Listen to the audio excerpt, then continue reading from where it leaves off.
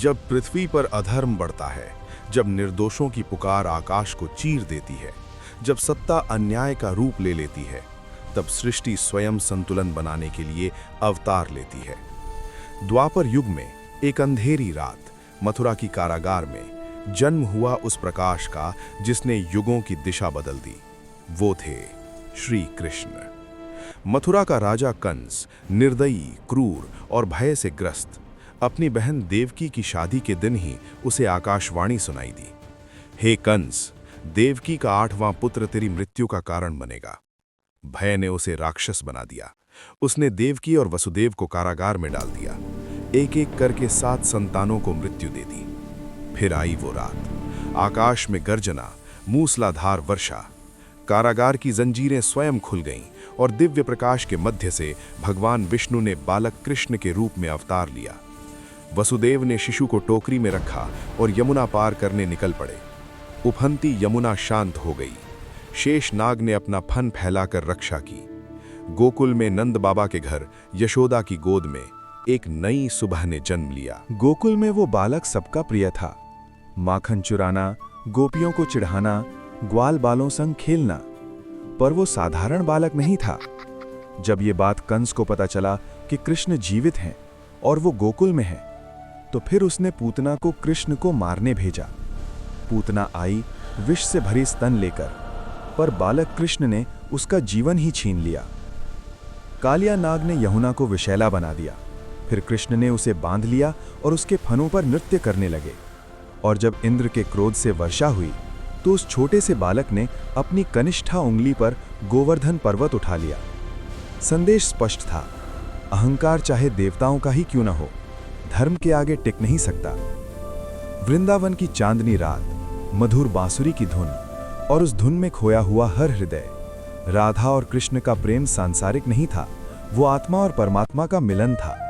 रासलीला में हर गोपी को ऐसा लगा मानो कृष्ण केवल उसके साथ हैं, क्योंकि परमात्मा हर भक्त के साथ व्यक्तिगत संबंध रखता है। ये प्रेम त्याग था, समर्पण था और भक्ति का सर्वोच्च रूप था। कंसवध, अन्याय का अंत। समय आया मथुरा लौटने का। मल्ल युद्ध के अखाड़े में कृष्ण ने चाणूर और मुष्टिक को परास्त किया। फिर सिंहासन पर बैठे कंस को भूमि पर गिराकर बहुत पीटा और फिर उसका अंत कर दिया। उस दिन मथुरा वासियों ने राहत की सांस ली। अधर्म का अंत हुआ। द्वारका में रणनीति का खेल शुरू। कृष्ण ने द्वारका नगरी बसाई। वे केवल बांसुरी वादक नहीं थे, वे अद्वितीय कूटनीतिज्ञ और दूरदर्शी शासक भी थे। जब महाभारत का युद्ध निश्चित हुआ, तो उन्होंने शस्त्र उठाने से इनकार कर दिया। उन्होंने कहा, मैं केवल सारथी बनूंगा। दुर्योधन ने उनकी सेना चुनी और अर्जुन ने स्वयं कृष्ण को, और फिर यहीं से इतिहास बदल गया। गीता उपदेश, जीवन का अमर सत्य।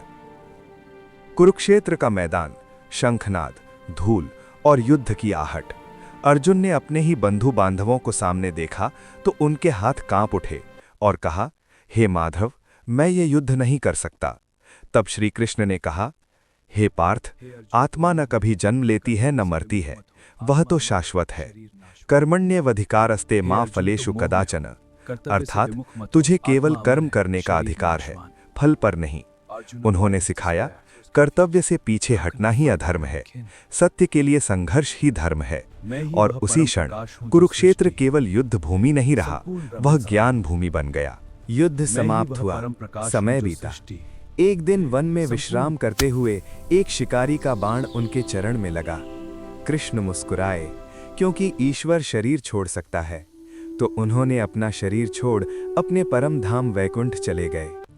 आज भी जब जीवन में भ्रम हो, जब निर्णय कठिन हो, जब मन डगमगाए, तो याद रखिए, कृष्ण केवल एक भगवान नहीं, एक मित्र, एक मार्गदर्शक, एक सारथी हैं। यदि आप उन्हें पुकारेंगे तो वे आपके जीवन रथ की भी लगाम थाम लेंगे। जब जीवन का कुरुक्षेत्र सामने हो, तो अपने भीतर के कृष्ण को जगाइए। तो दोस्तों, ऐसी रोचक वीडियो बनाने में बहुत मेहनत लगता है।